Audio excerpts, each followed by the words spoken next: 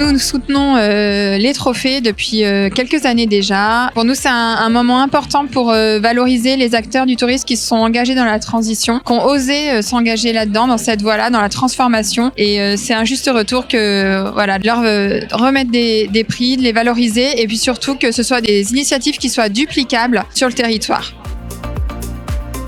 Je suis très heureuse d'avoir été invitée par ATD pour participer à ces trophées Horizon et avoir l'opportunité de valoriser nos beaux projets wallons et nos acteurs engagés dans la durabilité. J'espère que ce n'est que le début de nombreux projets ensemble. L'article 27, c'est une association qui est active sur tout le territoire de la Fédération Wallonie-Bruxelles en Belgique. Et à la base, c'est une association qui permet l'accès à la culture aux personnes en situation sociale et ou économique difficile. Et depuis juillet 2021, grâce à un partenariat avec le Commissariat général au tourisme, on a pu étendre notre dispositif aux opérateurs touristiques reconnus par le CGT. Et donc, les personnes qui bénéficient de notre dispositif ont accès aux attractions touristiques d'un jour. Le parc départemental d'Olin, dans le Pas-de-Calais, est le deuxième parc de la région de France en termes de fréquentation. On est sur un massif boisé de 500 hectares et effectivement, il est particulièrement sensible au changement climatique. Nous avons donc répondu à l'appel à manifestation d'intérêt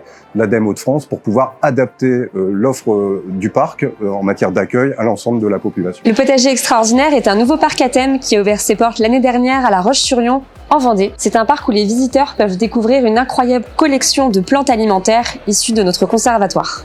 Notre projet est un projet d'engagement de plan de décarbonation dans nos activités de tour opérateur de voyage. Et pour cela, nous avons créé une marque de voyage qui s'appelle FICA, qui permet d'apporter une réponse au voyage de demain, au voyage sans avion, en France, en Europe évidemment, et au voyage plus lointain mais plus long, combiné à nos activités historiques de voyage d'observation de la faune et de la flore avec la marque Vie Sauvage. Notre projet, c'est une collection d'outils de sensibilisation aux éco-gestes à destination de nos visiteurs en Bretagne. Le tarif bas carbone Normandie est une initiative mise en place pour la première fois en France. C'est une réduction d'au minimum 10%. Proposée par plus de 80 sites et musées en Normandie pour les visiteurs venus en train, en car ou à vélo.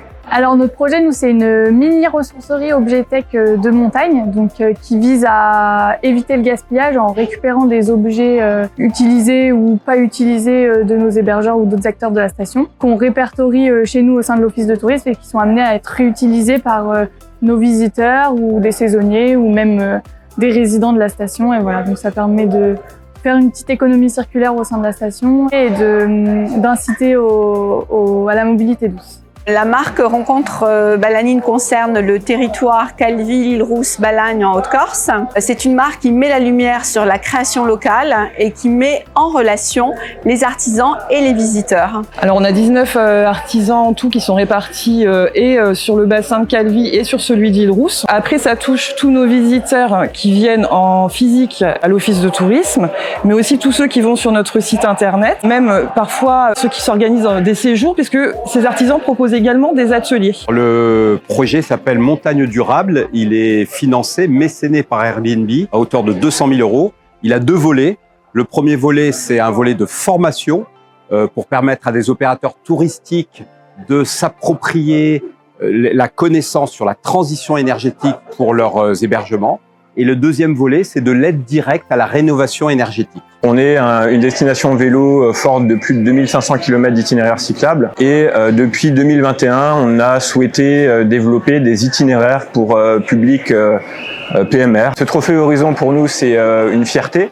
Et puis aussi une marque de reconnaissance. Ça permettra de faire un petit peu de buzz aussi par rapport à cette initiative. Nous, notre projet, c'est le mécénat de compétences. Donc, c'est quelque chose qu'on a choisi pour les conseillers en séjour de l'Office de tourisme de Granville-Terre-et-Mer. Le but étant d'aller vraiment sur l'estran, à la rencontre des pêcheurs à pied et de faire un maximum de sensibilisation sur la préservation de la ressource et adopter les bons gestes.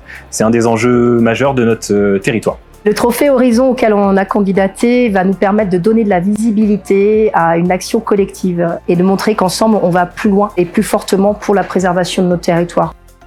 Nous sommes le cofondateur de Kern, qui est une entreprise à mission et qui propose un outil, une méthode qui s'appelle le Progress Score, qui analyse les impacts tant positifs que négatifs du numérique dans le secteur du tourisme. Le Trophée Horizon, c'est un coup de projecteur en fait sur le projet. L'idée, c'est de placer la force de frappe du numérique au service du tourisme responsable.